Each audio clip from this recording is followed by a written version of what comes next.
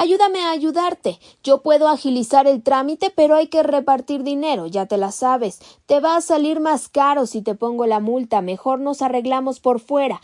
Aquí todo se maneja con dinero. Esas son solo algunas expresiones de las que se alimenta a diario la corrupción en nuestro país, un delito que el año pasado alcanzó su costo más alto de la última década, 5,432 pesos en promedio por persona, de acuerdo con el INEGI. Mi vida cambió. Hablo de una cancelación de contratos de un día para otro, pagos retenidos, un sueco financiero que me está asfixiando a mi negocio, y todo esto por no acceder a un moche de 110 millones de pesos que me pedían.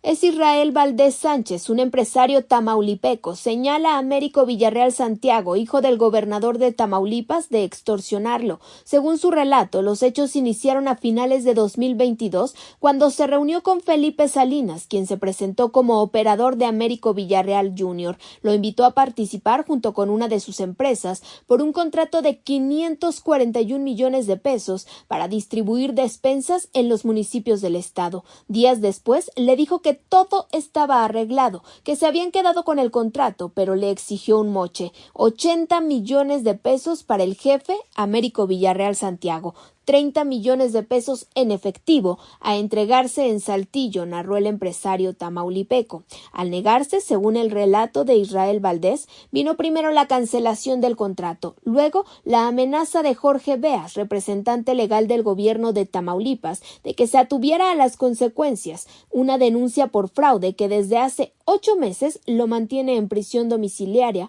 y a su familia fuera de la entidad. Me dijeron que todo el peso del poder del Estado me iba a aplastar como un zancudo por no acceder a un moche. Y sí soy un zancudo para el gobierno. Tengo evidencia, tengo videos, tengo audios.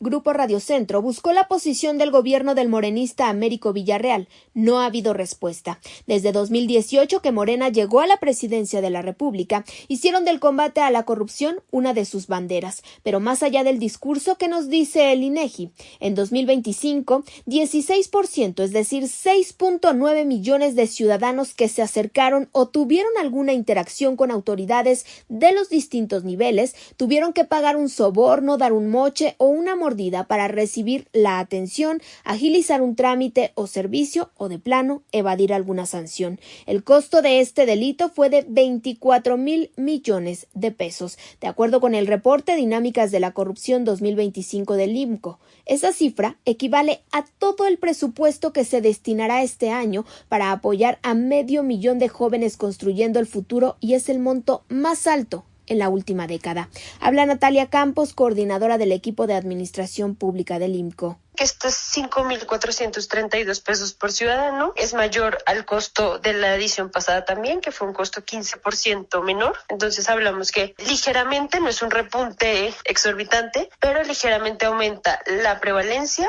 la percepción y el costo de la corrupción. De acuerdo con las mediciones del INEGI, el pico más alto de percepción de corrupción se alcanzó en 2017, la recta final del sexenio del priista Enrique Peña Nieto. 91% de la ciudadanía consideraba como frecuente o muy frecuente este delito.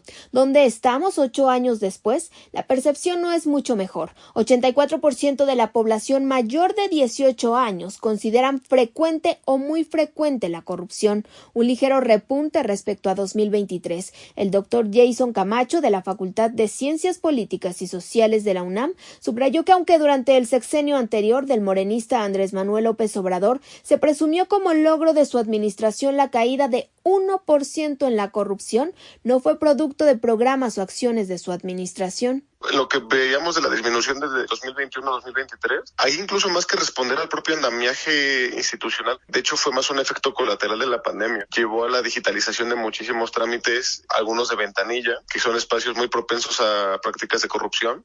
Aunque la federación no está exenta, es en los niveles más cercanos a la ciudadanía, estados y municipios donde más actos de corrupción se reportan. Ninguna de las 32 entidades pasa ni de panzazo en percepción. Si la revisión es por institución, las policías son las peor evaluadas. Escuchamos el relato de Francisco, habitante de la Ciudad de México. Estaba manejando y hablando por el teléfono un policía vial Me dijo que me orillara. La multa era de 4,000 pesos, eran 16 sumas, creo. Le di 1,500. Nos fuimos a 3 calles de por ahí porque había una cámara. Él decía así. La corrupción nos pega no solo en la cartera, también en Estado de Derecho, confianza. Mientras un ciudadano desconfía más de sus instituciones y autoridades, es más probable que decida pagar para agilizar, dar una mordida para evadir una sanción y así el ciclo de la corrupción se retroalimenta. Es la voz del doctor Jason Camacho, autor de diversas publicaciones sobre corrupción y su impacto.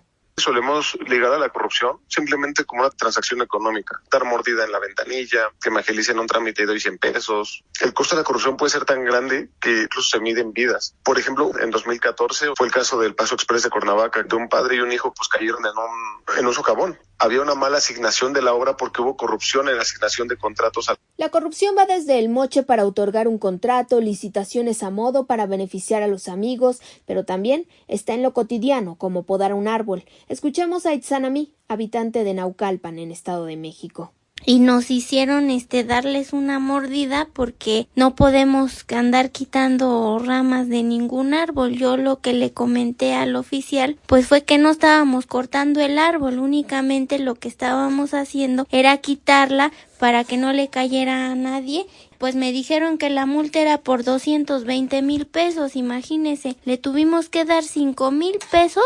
La corrupción no termina con la llegada o salida de un partido del poder. Su incremento, de acuerdo con los expertos, tiene que ver con la institucionalización de este delito. El que no tranza no avanza, se ha repetido por años, pero también está vinculado al golpe que comenzó a darse desde hace 8 años al corazón del andamiaje que buscaba combatir este delito. En los sexenios de López Obrador y durante la administración de Claudia Sheinbaum se ha ido descabezando o paralizando un sistema que se construyó en más de 2 décadas para combatir la corrupción, que incluía instituciones autónomas con vigilancia y supervisión ciudadana, para concentrar las funciones en manos de instancias dependientes del Ejecutivo Federal. El principal rostro hoy de la lucha contra la corrupción es la Secretaría Anticorrupción. ¿Con cuánto presupuesto opera? ¿Qué funciones tiene? ¿Y qué resultados ha dado? ¿En quién se apoya para prevenir, investigar y sancionar el segundo cáncer que más le preocupa a la población solo detrás de la inseguridad?